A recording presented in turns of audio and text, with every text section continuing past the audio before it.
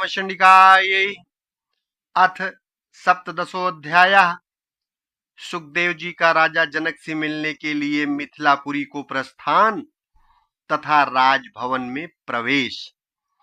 सूत जी बोले, हे मुनियों, पिता से यह कहकर महात्मा पुत्र सुखदेव जी उनके चरणों पर गिर पड़े तथा हाथ जोड़कर चलने की इच्छा से बोले, हे महाभाग, अब आपसे आज्ञा चाहता हूं। मुझे आपका वचन स्वीकार्य है, अतः मैं महाराज जनक द्वारा पालित मिथिलापुरी देखना चाहता हूं। राजा जनक दंड दिए बिना ही कैसे राज्य चलाते हैं, क्योंकि यदि दंड का भय प्रजाओं को न हो तो लोग धर्म का पालन नहीं करेंगे। मनु आदि के द्वारा धर्माचरण का मूल कारण सदा दंड विधान ही कहा गया है। इस राजधर्म का निर्वाह बिना दंड के कैसे हो सकेगा? हे पिताजी, इस विषय में मुझे महान संदेह है। हे महाभाग, यह बात वैसे ही अनर्गल प्रतीत होती है जैसे कोई कहे कि मेरी यह माता वंध्या है। हे परंतप, अब मैं आपसे अनुमति लेता हूं और यहां से जा रहा हूं।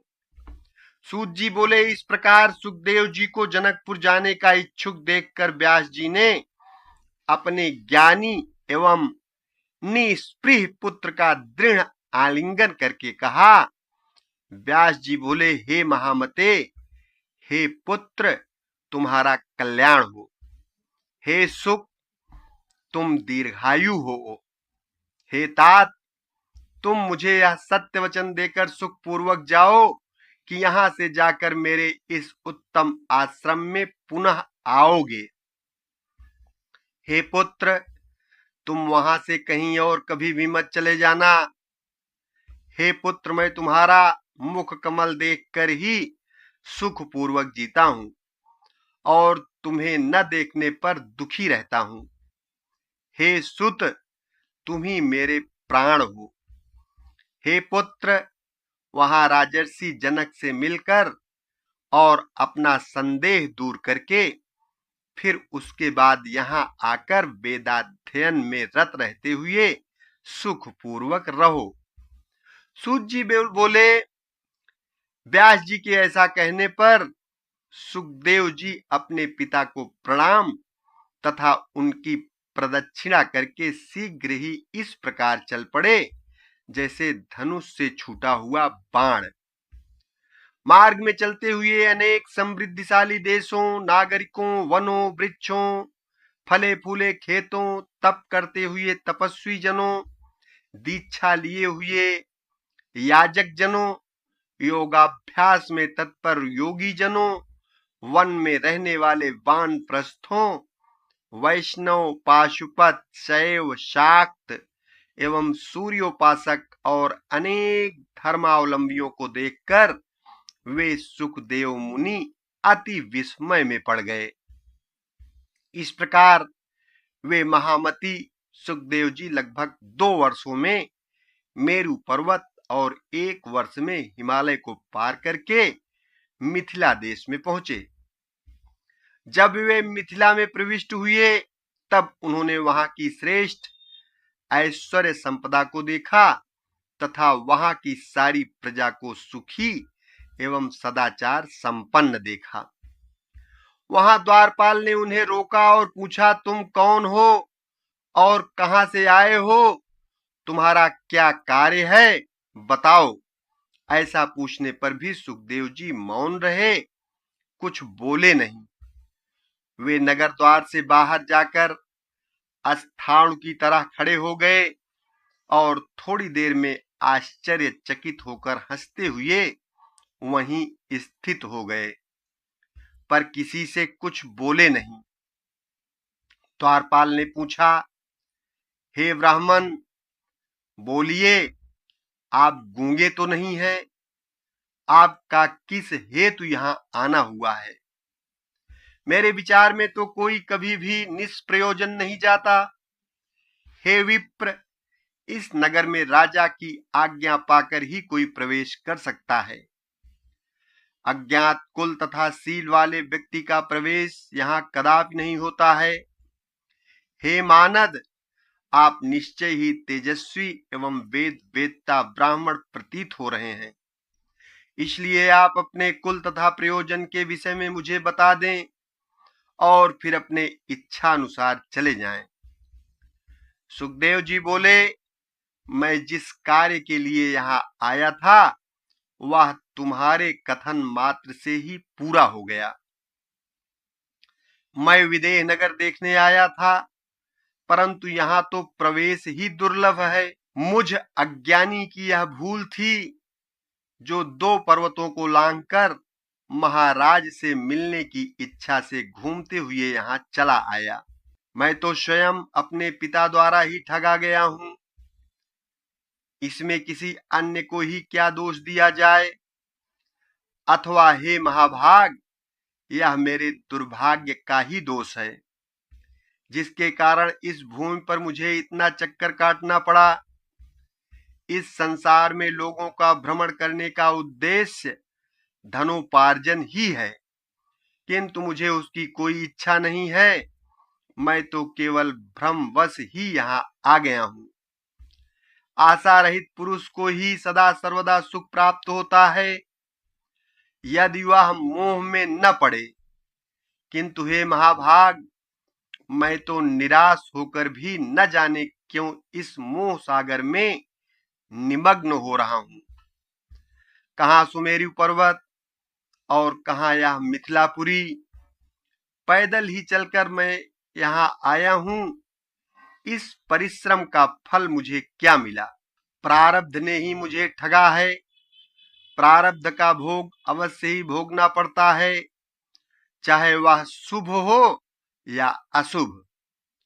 उद्योग भी तो सदा उसी दैव के अधीन ही रहता है।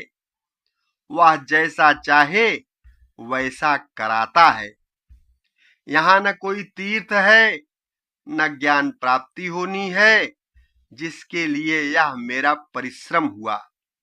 मैं तो महाराज जनक का विदेह नाम सुनकर उत्सुकता से यहाँ आया था, किंतु उनके नगर में तो प्रवेश करना भी निषिद्ध है।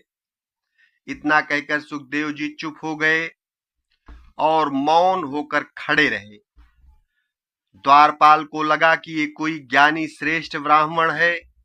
तब उसने वहां खड़े मुनि से शांति पूर्वक निवेदन किया, हे द्विजश्रेष्ठ, आपका जहां कार्य हो वहां यथेष्ट चले जाइए।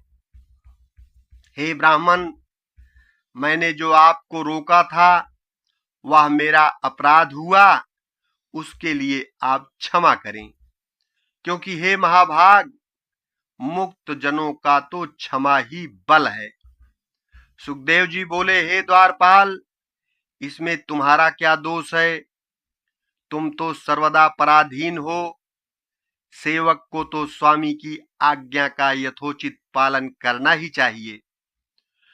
तुमने मुझे जो रोका, इसमें राजा का भी कोई दोष नहीं है, क्योंकि बुद्धिमानों को चोर और शत्रुओं का सम्यक ज्ञान रखना चाहिए। यह सर्वथा मेरा ही दोष है जो मैं यहाँ आ गया। बिना बुलाए दूसरे के घर जाना लघुता का कारण होता है। द्वारपाल ने कहा, हे विप्र, सुख क्या है, दुख क्या है, कल्याण चाहने वाले पुरुष का क्या कर्तव्य है, शत्रु कौन है और मित्र कौन है, आप मुझे यह सब बताइए।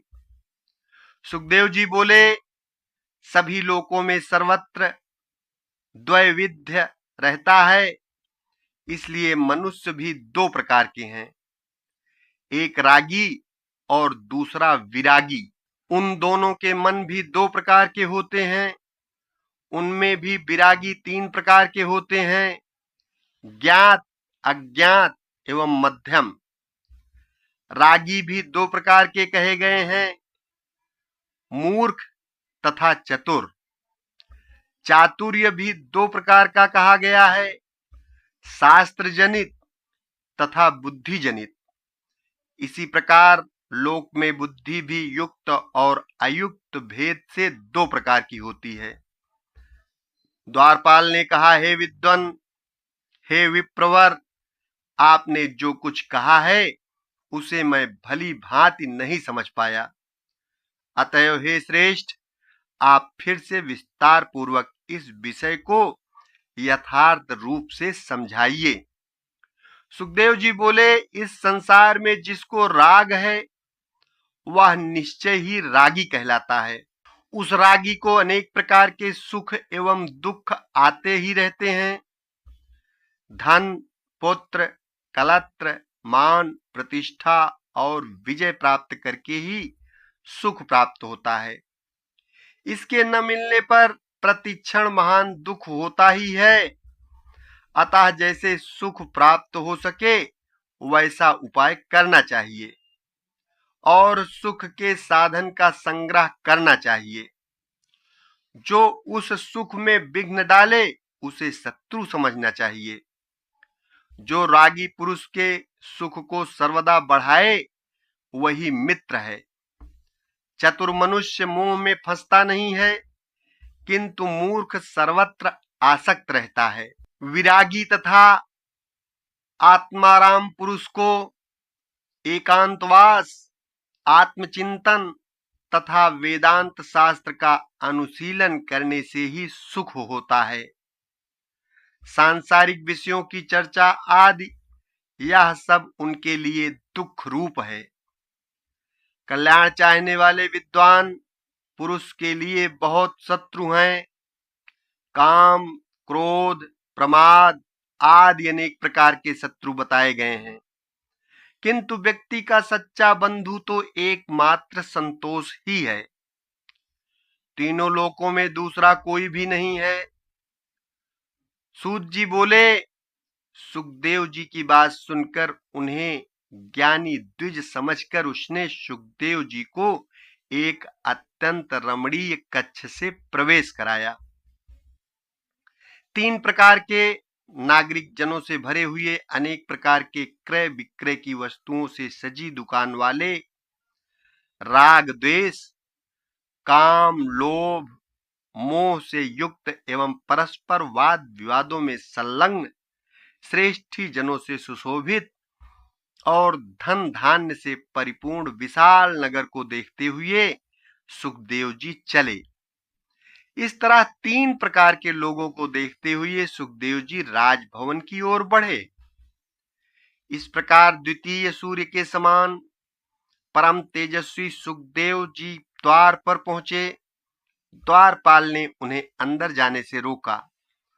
तब वे काष्ठ के समान वहीं द्वार पर खड़े हो गए और मोक्ष संबंधी विषय पर विचार करने लगे।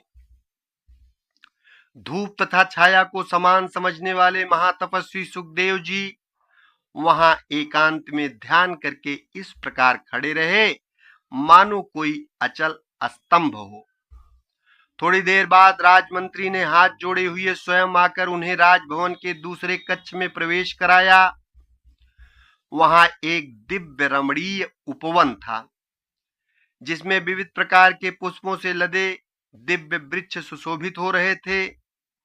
उस वन को दिखाकर मंत्री ने उनका यथोचित आतिथ्य सत्कार किया। वहां राजा की सेवा करने वाली अनेक वरांगनाएं थीं। वे नृत्य गान में कुशल तथा काम शास्त्र में निपुण थीं।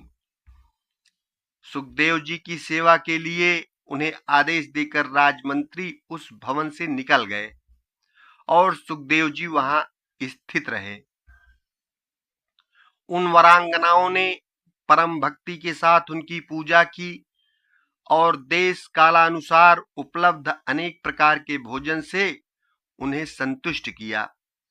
तत्पश्चात अंतःपुर निवासिनी कामिनी स्त्रियों ने उन्हें अंतःपुर का वन दिखाया, जो अत्यंत रमणीय था। वे युवा, रूपवान, कांतिमान, मृदुभाषी एवं मनोरम थे। दूसरे कामदेव के समान उन सुखदेव जी को देखकर वे सभी मुग्ध हो गईं। मुनि को जितेंद्रिय जानकर वे सब उनकी परिचर्या करने लगीं। अरण्य नंदन शुद्धात्मा सुखदेव जी ने उन्हें माता के समान समझा। वे आत्माराम तथा क्रोध को जीतने वाले सुखदेव जी न हर्षित होते थे और न दुखी। उनकी चेष्टाओं को देखकर भी वे शांत चित्त होकर स्थित रहे। तब उन स्त्रियों ने उनके लिए सुरम्य, कोमल तथा बहुमूल्य आस्तरण और नानाविध उपकरणों से सुसज्जित शैया बिछाई। सुखदेव जी हाथ पांव धोकर हाथ में कुश लेकर सावधान हो सायंकालीन संध्योपासन संपन्न करके भगवान के ध्यान में लग गए। इस प्रकार एक प्रहर तक ध्यानावस्थित होकर वे शयन करने लगे। 2 प्रहर शयन करके पुनः वे सुखदेव जी उठ गए।